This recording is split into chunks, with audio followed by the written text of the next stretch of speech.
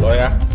Join me in welcoming Barrister Habib Lawal, a member of a research in Lagos State Traditional Medicine Board. Also, he has diploma in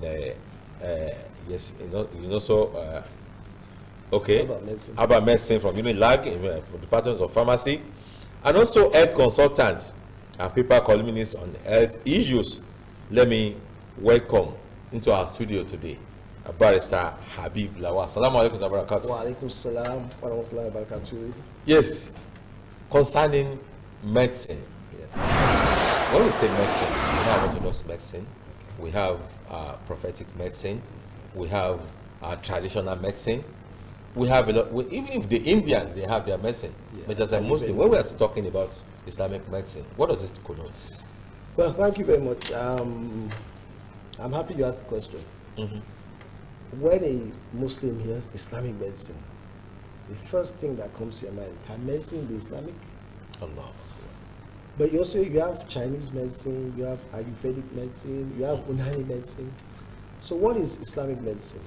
You can look at it from two perspectives, basically. Okay. One is that it is the medicine that was developed during the 7th century. This was the golden age of Islam, where Islam was ruling, 2/3 of the world. And the Muslims, by nature, were people who read a lot. So they translated a lot of Greek and Roman works from people like Hippocrates and so on and so forth, and they brought it down into Arabic. So they made it into a body. And they also made their contributions to yes, it. So like I give you an example, and I want people to do this. If you take up your phone today and just Google, where was the first hospital in the world founded? The first hospital in the world founded. And the answer you get on Google is that it was founded in Baghdad in 805 AD. 805 AD. Yes. So that time, that shows you that our ancestors as Muslims were the pivot, they were the basis of medicine as we know it today. Allah Akbar. Allah Akbar. So when we're talking about Islamic medicine, let's go down to the Prophet now, because Prophet have mentioned certain things that if you do this thing, it will cure you. If you do this thing, it will cure you. What are those references that the Holy Prophet Sallam, our prophet of the universe, he mentioned? Thanks for saying this. First and foremost, you mentioned one. Don't answer Allah midain ila anzala shifahan al dawahan. You see, the Suyutis of those times, the Arazis, the Hidayams, they were armed with that verse or with that higher of the hadith that says, look, Allah can cure any disease that has been given to you. So according to them, there were no incurable diseases. They don't believe that there is a disease for you that cannot be cured. In fact, if you go into that hadith, the country says, for those who know it and for those who don't know it. Allah Akbar. So it's for us to mount research and know. So in most of these things, okay, we go back to something like Habatu Sauda. It says, Mekuri Shifaha ila Sam. The first is Hazi Habatu Sauda. It says black seed, which is the botanical name is Nigella sativa. Black seed is a cure for all diseases except death. And it depends on how you use it. Appointment. Quran, you have 22 herbs, leaves mentioned. 22. In the hadith of the Prophet Muhammad, you have 50 herbs. And most of those, I'll give an example of one each. We spoke earlier, we talked about Rayyan. Rayyan, that's in Surah Al-Waqi'ah, Quran chapter 56. It says Rayyan. What is Rayyan? Rayyan is holy basil. Holy basil. Holy basil. Now, holy basil, in the Yoruba parlance, is actually what they call Efirinwewe. Allah. They call it Ewe Kori. And that is in the Quran. Kori leaf. Kori leaf, and it's in your backyard. So the Quran is closer to you than you know it. Allah. Another example is Zanzabil. Zanzabil is ginger. Allah Akbar. And ginger is atale. Atale, fufu. So it's in your backyard and it's in the Quran. We see it around, they hawk it. Around. So there are so many things that if we make research. So we need to make research and know the importance of all these things. Now, that will be endowed by the nature. moving forward, look at it. If you make research into it, when I made research into black seed, I now have about 4 or 5 NAFDAC registered products on black seed oil. So now, if someone says, I want to make research into what is in the Quran, the plants, and make, a research into it. I was on the hadith. If you go on the Quran, maybe you'll do better than me. And today we are shouting, there are no jobs. I finished university. It's another way to empower people. I finished in Jamia. I know all the hadith, I know all the Quran, I know all the pharmacopoeia, I've read the medical books, no job. Because education is being in tandem with the environment. And the best environment is the one the Quran has given to us. So research into the Quran, you get your job. If you are just watching the program, it's Understanding Islam. And we are treating today is Islamic medicine, my guest is another person, but Barrister Habib Lawal. You can see he has got an in-depth into Islamic medicine. He has made a lot of research and all that, and is now employing all the Muslims now outside there. That's a lot of things that Quran have mentioned. A lot of things that Prophet ﷺ have mentioned in the hadith. We need to research on those things so that we'll be healthier. We have sound health. Now that we are even preparing for Ramadan, we have started a program now on our station, Countdown to Ramadan. It's every day program. So concerning that now, what should be preparation of our people concerning the forthcoming Ramadan? That's beautiful. I give people, I say I give myself, because you give it to yourself before you give people. This is the first preparation to Ramadan. Take loads of fluid. Loads of fluid, because right now there's a lot of heat. And I recommend basically 4 to 5 liters of water a day. In a day. That is about 8 sachets of pure water. So you take 2 in the morning, 2 in the afternoon, and you will not. And this detoxifies your system. That's one. Number 2, when you are going to break, also follow the hadith of the Prophet Muhammad. I know some of us just break common things, orange, and that's citric acid. If you have ulcer, it can be dangerous for you.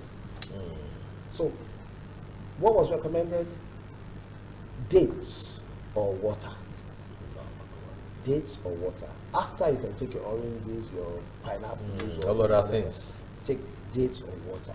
Then, secondly, we should go for checkups. Know your blood sugar. Know if you have hypertension. Do all these checkups. These are very important. Yes. Then also trace your medical history. There are some ailments that run in the family. Most people, when you see someone can come and complain, I have a leg problem, and I ask them, are your parents alive? They start looking at you. I say, did your parents have that problem? Yeah, they did. So, okay, it's in your generation. So deal with it and get your kid to deal with it also. If it's dietary control. Because it continues. It continues. Also, for the upcoming Ramadan, I urge you to take a lot of black seed, because we are doing some research now on black seed. It's a 1-year program on the effects, in fact, it's on the net, the effects of black seed on diabetes mellitus, and the effects of black seed on hypertension, blood levels, sugar levels. So we have evidence that it brings them down. So take a lot of black seed pre this.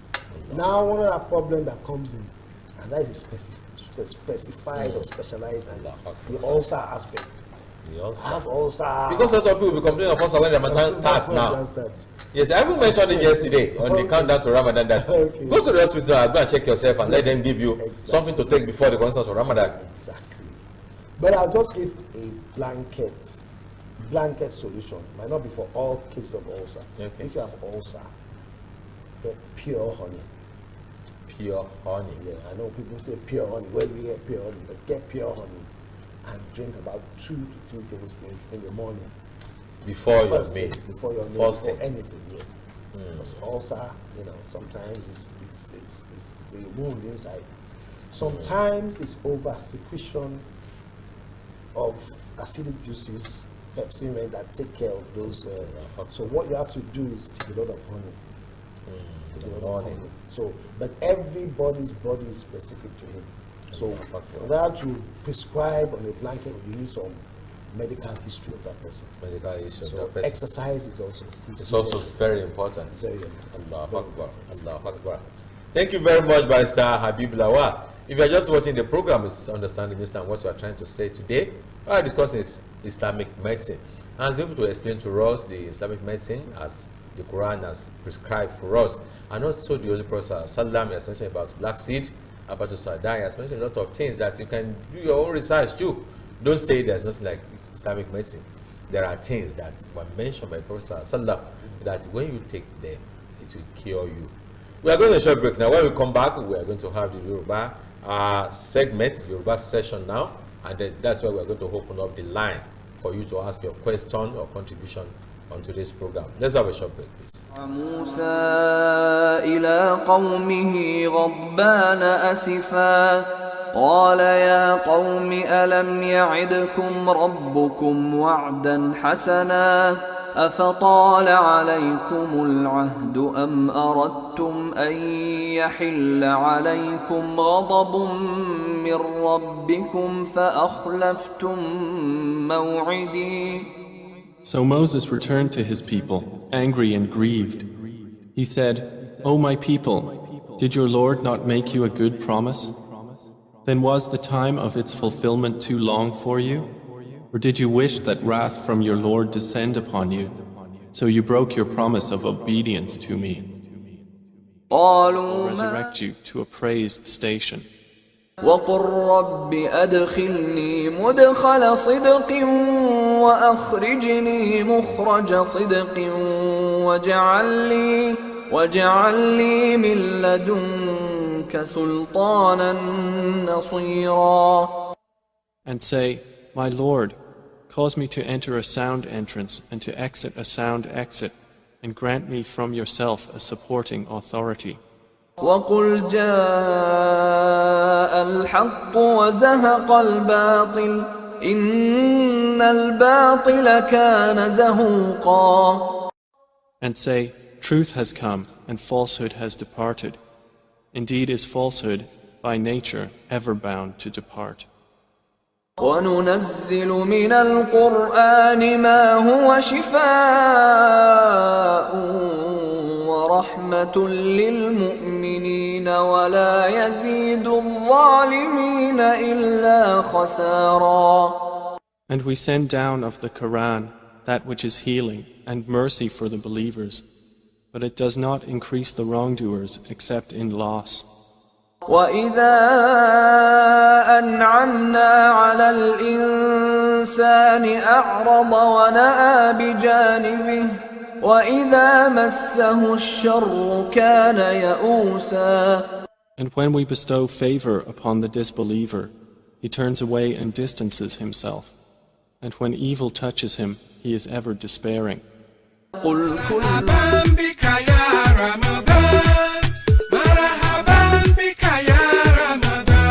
Marhaba bika ya Ramadan. Welcome, the month of forgiveness. As a foremost broadcasting house that promotes Islamic values, mitv Star FM 101.5 has packed a series of thought-provoking, source-inspiring, classical and educative Islamic programs in commemorating this year Ramadan, such as pre-dawn Ramadan Tafsir from 3 a.m. to 7 a.m., Ramadan Talk, quiz competition, Tarawih live from Holy Kaaba, call to prayer, and a lot more for your spiritual upliftment during the holy month. We are imploring Islamic societies, Muslim organizations, corporate bodies, and individuals to advertise their goods and services at affordable costs.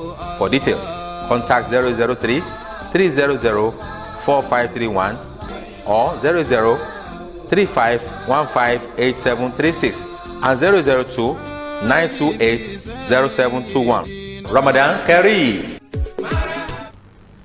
You're welcome back. Yes, we are just watching the program. It's Understanding Islam. What we're discussing today is prophetic or Islamic medicine. I have Barrister Habib Lawal with me, and has been discussing all these things. But before we go for Yoruba version, ẹ jẹ́ kí n sáré kí gbogbo àwọn jọmọ wa ní Jamaatu Islamiyya Nigeria tí wọ́n fẹ́ ṣe ètò láwàní wíwé ní ọdún 27 ní oṣù March yìí ní ọdún 2022. Wọ́n máa wé láàní fáwọn imam.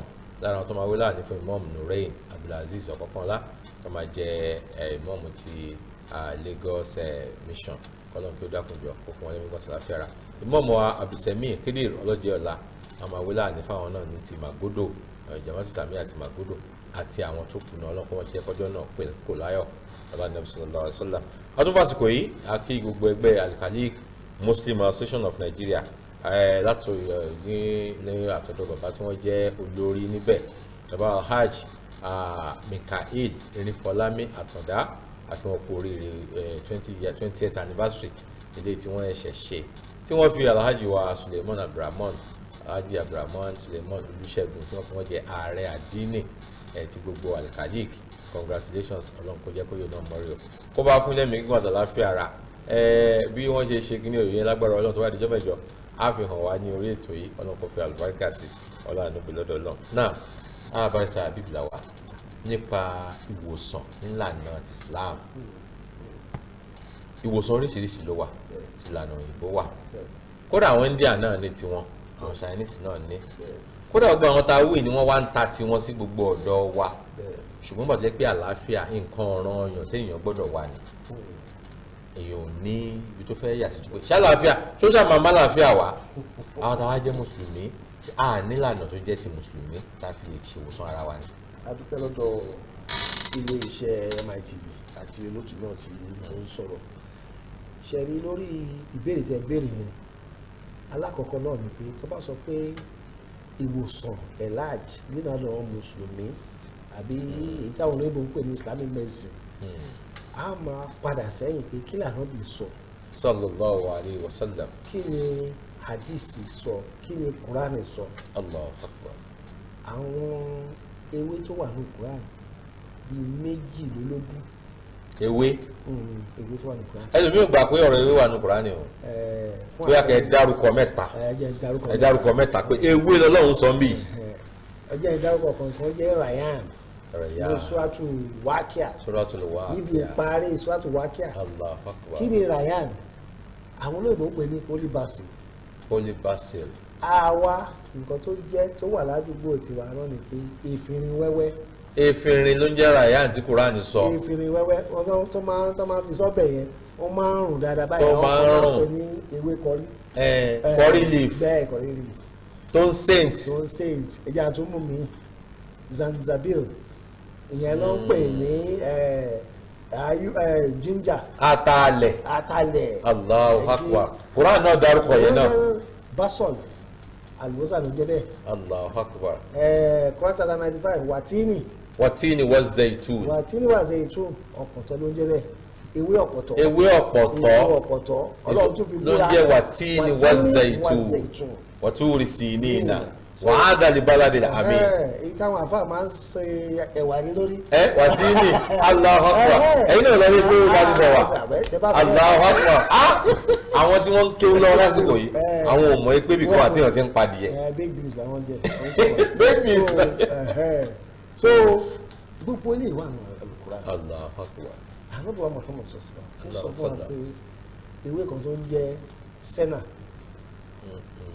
senna bàtà wá ìwádìí senna èyí tó súnmọ́ tiwa náà ní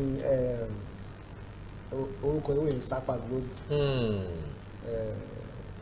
Ó ti sápà. Alẹ́ ti sọ fún mi ẹran yín létí. àmà sọ létà. So ewé yẹn tún wà ní àkàtà wa. Ó wà lákàtà wa. Tá a lè fi ṣe ìwòsàn ara wa. Oríṣiríṣi wà lákàtà wa. Allahu Akbar. Tó wà nù hadith tó wà nù Quran. Nǹkan tó wá kù fún àwọn mùsùlùmí sì ni ìwádìí tó péye lórí àwọn ọkọ yìí. Ká lè mọ bá ṣe fẹ́ lò ó. Ká lè mọ a máa kí pé a lọ sí jamia lẹ́nu a lọ sí yunifásitì lẹ́nu a ríṣẹ́.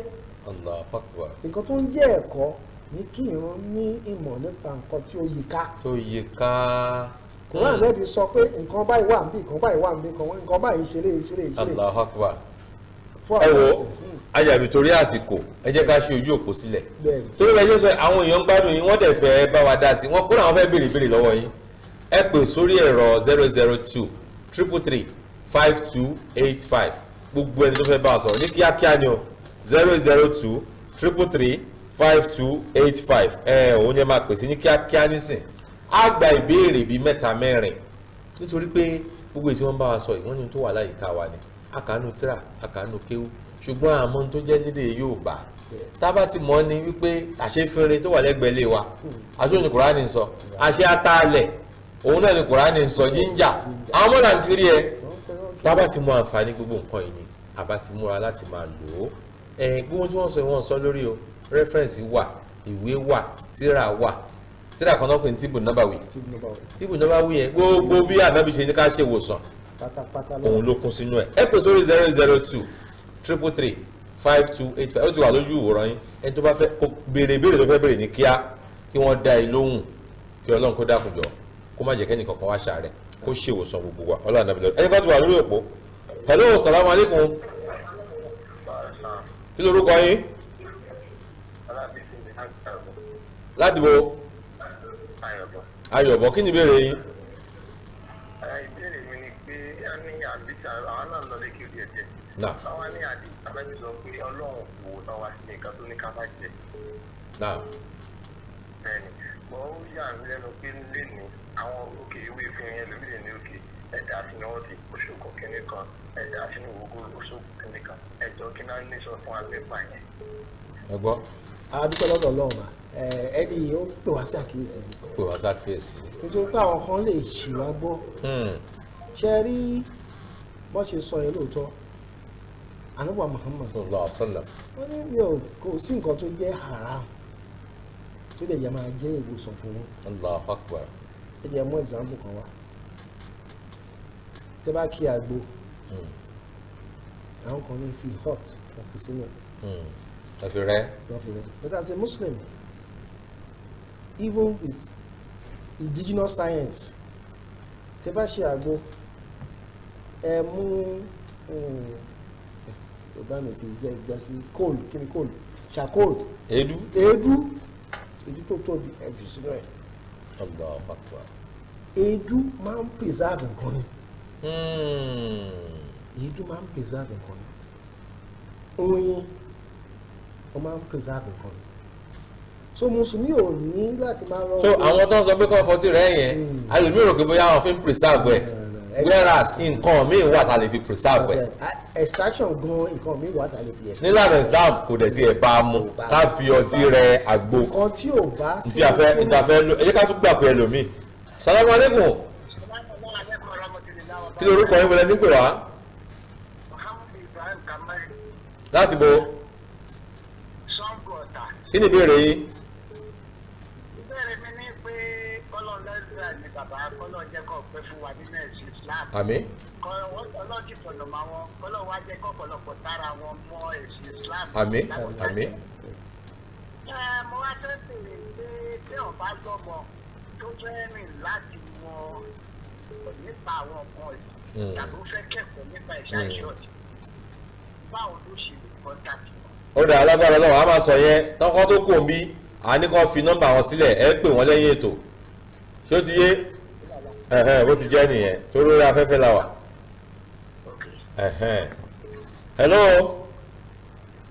hello salamu alaikum hello ẹni tó bá ti pè wá kó tètè bá wa sọ̀rọ̀ torí èrò pọ̀ àdẹ̀ ní àsìkò torí pé ọjọ́ náà ti lọ ọlọ́run á ṣe rọrùn fún wa gbogbo ilé ìjẹ́rí pé nǹkan tó yẹ kọ́ ọmọ mùsùlùmí ká mọ̀ lọ́pọ̀lọpọ̀ ni. hello aleykum salaam kí lorúkọ yín ní kíákíá.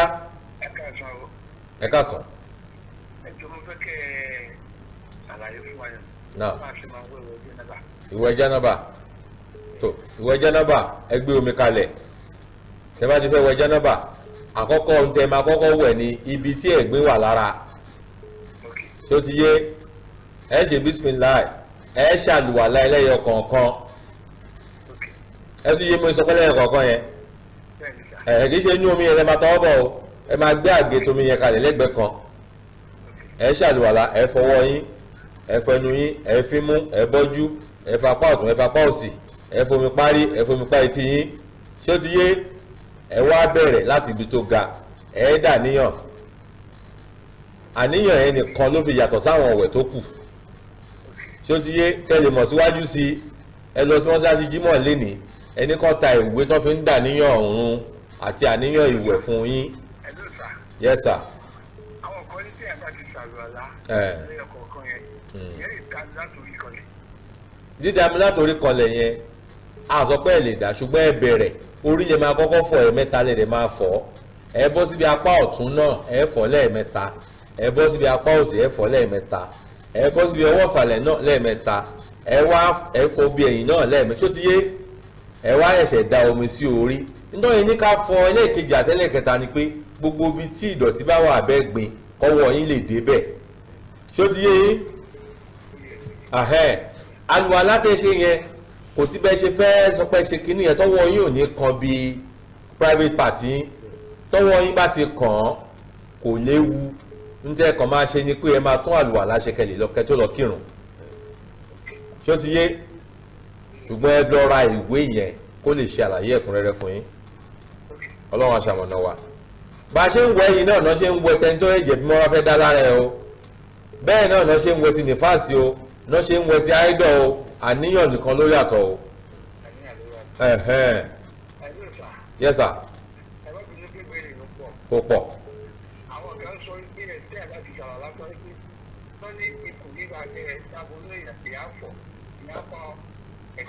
Ẹ fa ọwọ́ sókè báyìí ẹ wá sọ pé ashhadu an la ilaha illallah. Ó dà bẹ́ẹ̀ náà ẹ ṣe yẹn náà. Ṣùgbọ́n tẹ́lẹ̀ bá ṣe kò lẹ́ṣẹ̀ o. Bó ti jẹ́ nìyẹn. Amina wallahu alam.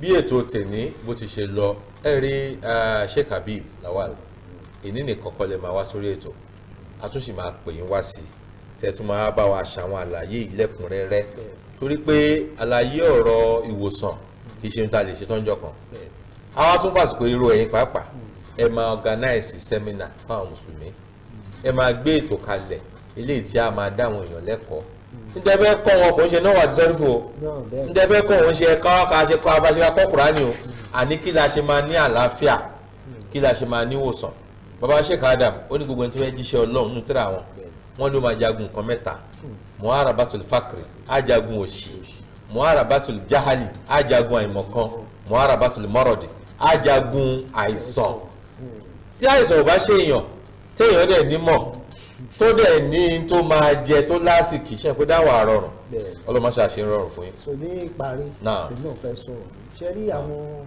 àti gbọ́ àwọn program kan lẹ̀ Islamic medicine seminar àti ṣe kódà àwọn owó tá a ná lórí ẹ̀ bíi 2 million bíi 3 million ṣe rí àwọn nǹkan yẹn a ní láti fọwọ́sowọ́pọ̀. àwọn èèyàn máa fọwọ́sowọ́pọ̀ pẹ̀lú ibà ẹ sọ nọ́mbà yín fáwọn èèyàn gbogbo ẹni tó fẹ́ bá wọn sọ̀rọ̀ nọ́mbà yín ni 080 25 30 25 72 ẹ bá wa wí lẹ́ẹ̀kan sí 080 25 30 25 72 nọ́mbà tẹ́ máa fi pe Sheikh Habib Lawal yẹn àwọn náà wá dá alẹ́ kan lórí Islamic medicine tẹ́ bá ti pè wọ́n tẹ́ wọ́n bá gbé ẹ send message ẹ̀yin lànà tí ń ṣéèkì lẹ́yìn náà nílànà mi tẹ́ wà yìí ṣéèkì lẹ́yìn náà bẹ́ẹ̀ ọlọ́mọṣẹ́ àbáfọ̀ abúrákàsí we say big thank you to you for coming on board and for coming on our program we appreciate you very much may your mercy continue to be your strength ọlá nàbí sallallahu alaihi wasallam adúgbò lọ́wọ́ ọgbẹ́ni tí ó bá ṣètò tèní tí ó dẹ̀ gbà ṣíṣe látòrí producer mi Abu Khadija afa Hussein afa library nìyẹn àti Abu Mustakim Imam Daoud Ọlárẹ̀wájú producer àgbà Alhaji Haruna Jimoh Mr. Habib Eniola tó ń bá wa tẹ̀ tó ń bá wa gbé sí Ọlọ́run ní jẹ́ ká kàn dùn mọ́ ẹ lọ àti gbogbo àwọn tó ń transmitter gbogbo àwọn brothers wa ní transmitter àwọn ti MC àgbègbè náà lákì akí ọ̀gá wa àgbà Alhaji Túndé sí àtòkùnọ́lá Ọlọ́run dákun má fi bànújẹ́ kàn yín kọ́rọ̀ yín máa dayọ̀ kẹ́yìn náà máa lálàáfíà gbogbo gbà bàbá wa tí wọ́n fàsìkò yìí sílẹ̀ ẹ jẹ́ ká jọ ṣe iná tẹ̀ná fún wọn bàbá Alhaji Dr. Murtala Agbade Kabusari àlékún dùnú àtayọ̀ eléyìí wọ́n fi ilẹ̀ fọlọ́run ni ìpín ìjọ Jímọ̀ o ẹ máa ní wákàtí láàrin 12 sáàgó kan ẹ máa fi sọ tó bá jẹ́ ti Ọlọ́run àtànábì àlékún àláfíà ara fún yín bàbá wa àlékún dùnú àtayọ̀ fún yín Ọlọ́run lọ́dọ̀ àárín yín àti ìyá wa Ọlọ́run jẹ́ kó dàrú Ọlọ́run jẹ́ káwọn ọmọ yín tún wá yanjú jẹ yín lọ má ṣe wọ́n rìnṣẹ́ ìbànújẹ́ fún yín bisimilayi na atoyina bisimilayi rahman rahim ina atoyina kalkausar fasalli rabbika wanhar inna shani'aka al-abtar èmi ni tí ní tòótọ́ Abdulwahid Tẹ̀lá masalamu wa ila liqa ó tún ní jọ́ mẹ́jọ. 1.9 billion people worldwide. Understanding Islam